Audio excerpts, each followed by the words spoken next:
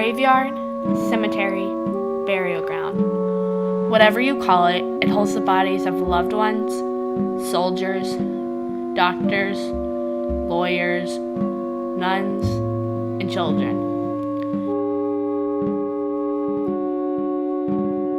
Elmwood Cemetery in Memphis, Tennessee houses all of these, including ones who have died from the worst plague seen in the United States, the yellow fever.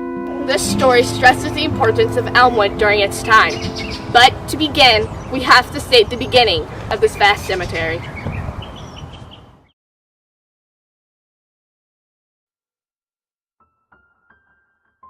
Shelby County's oldest active cemetery is Elmwood Cemetery, which was established in 1852. There is a count of 70,000 bodies buried here, some infamous residents and veterans from every American war, even dating back from the Revolutionary War. Let us go back to before Elmwood had so many inhabitants and to when it just had one. The first person buried in the cemetery was Miss R.B. Berry, who was laid to rest on July 15, 1853. Her cause of death was not stated in the information given. Some people who are also put 6 feet under are about 1,000 Confederate soldiers. They lie in the Confederate Soldiers' Rest, which would be found in the Fowler section of the cemetery. A number of Union soldiers were also buried here, but they were moved to Memphis National Cemetery in 1868. Since there were horrific outbreaks of the yellow fever epidemic in Memphis in the 1870s, 2,500 of Memphis victims are buried in 4 sections of Elmwood. They include doctors, nuns, ministers, and even prostitutes who aided patients during the outbreak. Fun fact time! Did you know that the name for Elmwood was picked out of a hat? The irony of this is that the stockholders had to hurriedly order some elm trees from New York because Memphis has a plethora of oak trees, but not elms.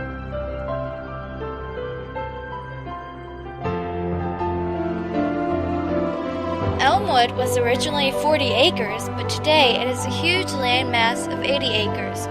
The property was increased after the Civil War, I guess a lot of people died or something, for $40,000.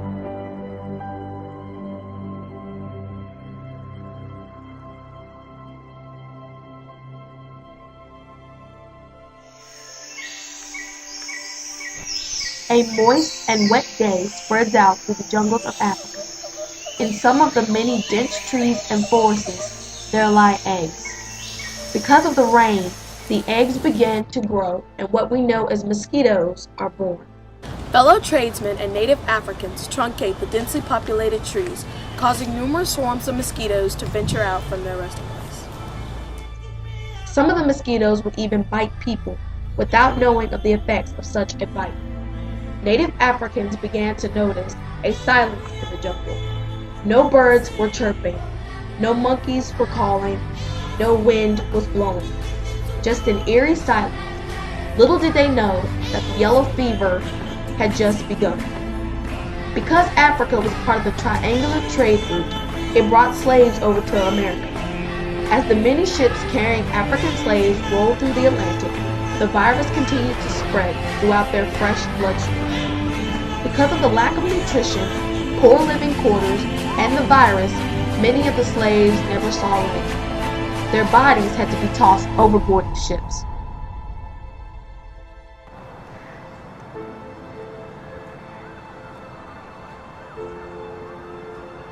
During its time in the country, 500,000 people were inflicted and 100,000 people died, thus changing America forever.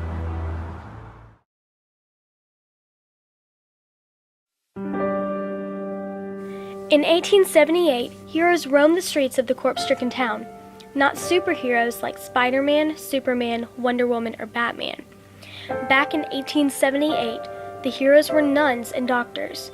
It all started in August, back when Constance, Tekla, Frances, and Ruth came to Memphis to volunteer as nurses.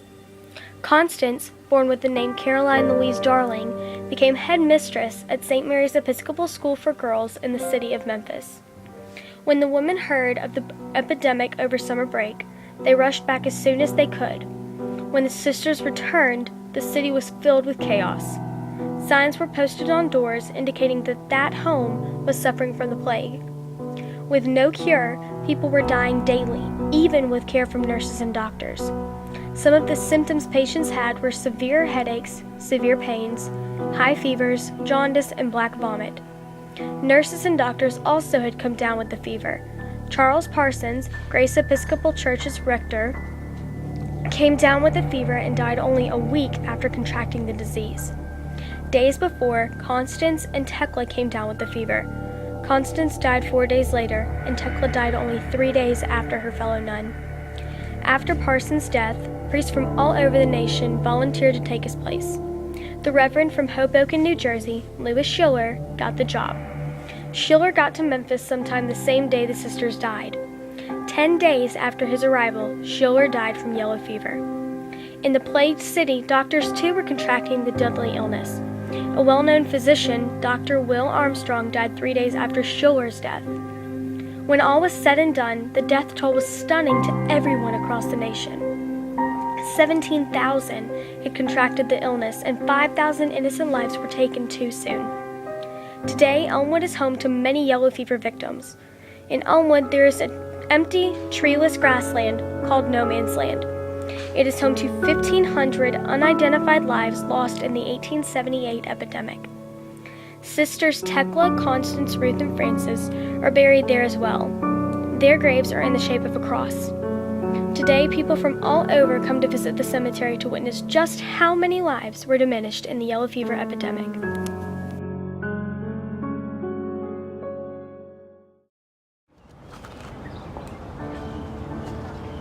The yellow fever swept the nation in a very prominent way, but as you can see, it touched many lives here in Memphis, Tennessee. Elmwood Cemetery is where a great majority of the victims of the yellow fever epidemic rest today. Elmwood Cemetery is where a great majority of the victims of the yellow fever epidemic rest today. 2,500 of them lie on one of the 4 lots at Elmwood Cemetery. Amongst those 2,500 were nuns, doctors, ministers, and many more. Elmwood is where the historians and creators of Memphis lie today and have developed into Memphis's oldest active cemetery. Also being a garden, a tourist site, and a fun outing for the family, you could also call it a graveyard, a cemetery, or a burial ground. Hey, Caitlin, you be with me. No, we have to do this. Okay, ready? Awkward dance. Alright. Hey, call me maybe. Hey, I just met you. Yeah, ready? Alright, set, go. Hey, I just met you, and this is crazy, but here's my number, so call me maybe, and it's hard to look right at you, baby, so here's my number, so call me maybe. Hey, I just met you, and